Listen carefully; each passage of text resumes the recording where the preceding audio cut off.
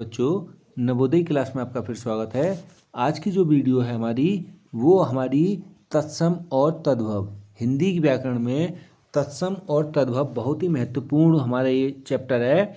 इसमें से आपके एक प्रश्न जरूर आता है, तो तत्सम और तद्भव को हम समझेंगे पहले। इससे पहले कि हालांकि मैंने आपको ये तत्सम और तद्भव बता दिए, मगर आज जो मैं तत्सम तद्भव की वीडियो बना रहा हूँ तो इसमें तत्सम क्या होते हैं, तद्भव क्या होते हैं, ये समझना आपको बहुत ही जरूरी है।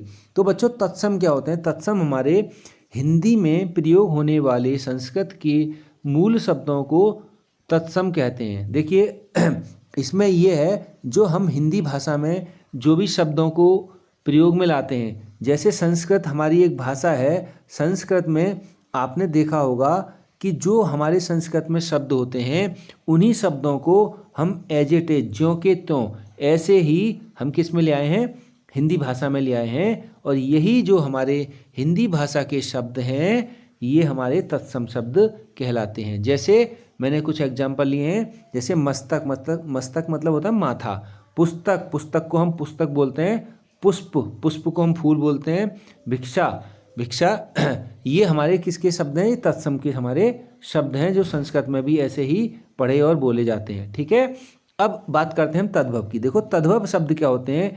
तद्भव बच्चों, ये बिगड़े हुए रूप होते हैं। बिगड़े हुए रूप, जैसे हम उसमें कुछ संशोधन कर देते हैं। अभी आपको समझ में आएगा।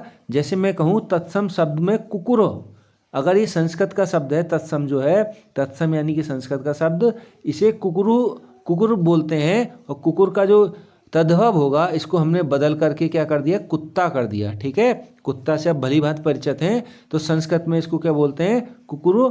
और कुकुर जो है बच्चों, ये हमारा संस्कृत का भी शब्द है, और इसी संस्कृत के शब्द को हम क्या बोलते हैं, तत्सम। ध्यान रखना, इसको हम तत्सम बोलते हैं। तत्सम शब्द यानी कि संस्कृत। तत्सम का ही अगर हम दूसरा नाम संस्कृत बोलें तो कोई इसमें गुरेज नहीं होना चाहिए, क्योंकि दोनों ही शब्द क्या हैं, एक दूसरे से मिलते जुलते हैं। तत्सम और संस्कृत के जो आए शब्द हैं। ठीक है, तो शुरू करते हैं आज की वीडियो। इसमें जो महत्वपूर्ण हमारे तत्सम और तद्भव हैं, वो मैंने कुछ ले रखे हैं। होने को तो बहुत सारे हैं, मगर मैंने कुछ जो चुनिंदा हैं उन्हीं की एक वीडियो बना रहा हूँ। तो देखिए, शुरू करते हैं सबसे पहले तत्सम और तद्भव। तो तत्सम और तद्भव को हम इस तरीके से देखते हुए चलेंगे ताकि आपका कंसेप्ट भी क्लियर हो सके। तो तत्सम जो है हमारा चूर्ण, चूर्ण का हमारा चूरन होगा बच्चों। ऐसे पुष्प, पुष्प को हम क्या बोलते हैं, फूल बोलते हैं। कच्छप, कच्छप मतलब कछुआ होता है। ठीक है, जो पानी में रहता है, कच्छप कछुआ। अध, अध को हम क्या बोलते हैं, आज। ठीक है, अध मतलब आज। ऐसे ही अग्नि, अग्नि को हम क्या बोलते हैं बच्चों, अग्नि को हम आग बोलते हैं। ऐसे ही दुग्ध, दुग्ध मतलब दूध, जो आप पीते हो ना दूध, वही दूध। ऐसे ही चर्म, चर्म मतलब होता है चमड़ा। क्या होता है, चर्म मतलब चमड़ा। ऐसे ही ग्रंथि, ग्रंथि, ग्रंथि की जगह यहाँ र लगाना भूल गया हूँ, ग्रंथि आएगा। ग्रंथि मतलब गांठ होता है। ठीक है, ऐसे ही आगे हमारा परीक्षा, परीक्षा का हम बोलते हैं परख। ठीक है, अभी आपका विद्या सेतु पर परख चल भी रहा है, तो इसको हम क्या बोलते हैं, परीक्षा को परख। कृषक, कृषक मतलब होता है किसान। ऐसी चंद्रिका, चंद्रिका को हम बोलते हैं चांदनी। आकाश, अब देखिए आकाश को हम क्या बोलने लगे, आकाश। अगर हम तद्भव की बात करेंगे तो आकाश को हम तद्भव में आकाश लिखेंगे। ऐसी अश्रु, अश्रु ये संस्कृत का शब्द है, यानी कि तत्सम का शब्द है, इसको हम क्या लिखेंगे, आंसू। ऐसी आलुक, आलुक जो है हमारा संस्कृत का शब्द है तत्सम का, इसको बोलेंगे आलू।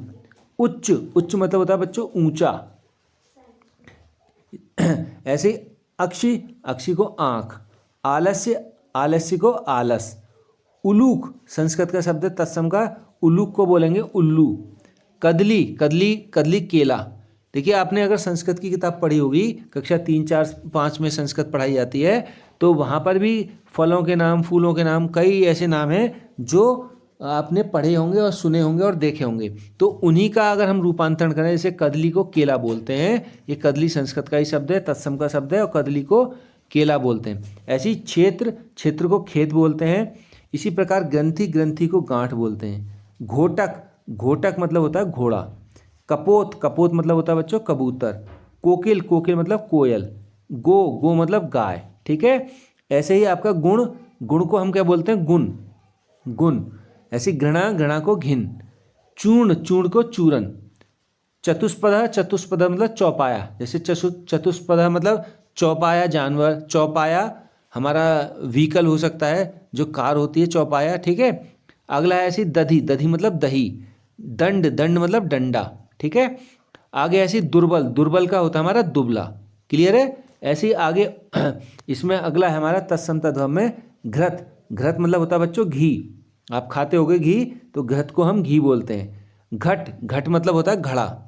ऐसी गर्दभ, गर्दभ मतलब होता है गधा, ठीक है। अष्ट, अष्ट मतलब होता है आठ, ये संस्कृत का शब्द है, अष्ट को आठ भी बोलते हैं, ठीक है।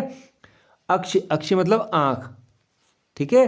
भिक्षा, भिक्षा को हम भीख बोलते हैं, भीख। गणा को घिन। ऐसी कूप, कूप मतलब कुआं, कुआं, ठीक है, कूप मतलब कुआं। घंटिका, घंटिका मतलब घंटी। अंधकार, अंधकार मतलब अंधेरा। आश्चर्य, आश्चर्य मतलब अचरज। अध, अध मतलब आज, ठीक है। अक्षर, अक्षर मतलब होता है अक्षर या आखर, ठीक है। उष्ट्र, उष्ट्र मतलब ऊंट। ऋतु, ऋतु मतलब ऋतु, इसमें देखो ये वाला री को इसने री बना दिया, किसमें, तद्भव में, ठीक है। ऐसी अमृत, अमृत मतलब होता है अम्य, अम्य। ऐसी आम्र, आम्र का क्या होगा, आम। कर्पूर, कपूर, अब इसमें र जो है यहाँ पर तद्भव में हमने र को हटा दिया है। कर्ण, कर्ण मतलब होता है कान, ठीक है। क्षीर, क्षीर मतलब होता है खीर। गोधूम, गोधूम मतलब गेहूं। पुच्छ, पुच्छ मतलब पूंछ। काक, काक मतलब काक को काग भी बोलते हैं और कौआ भी बोलते हैं, ठीक है, ध्यान रखना। कुपुत्र, कुपुत्र को बोलते हैं कपूत। अगर ऐसे ही दूसरा एक शब्द और है इसमें, सपुत्र, सपुत्र सपुत्र मतलब सपूत, ठीक है, ऐसे ध्यान रखना है, ये इसमें लिखा नहीं है, तो सपुत्र का सपूत हो जाएगा। गृद्ध, गृद्ध मतलब गिद्ध। ग्रह का घर, चर्म का चमड़ा, छत्र का छाता, ठीक है। इसी प्रकार हमारा ये छिद्र का क्या हो जाएगा, छेद।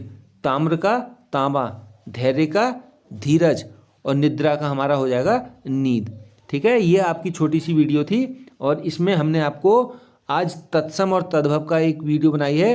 अब अगली वीडियो आपको पर्यायवाची और विलोम शब्द की देखने को मिलेगी, उसको हम बना करके आपको प्रेषित करेंगे।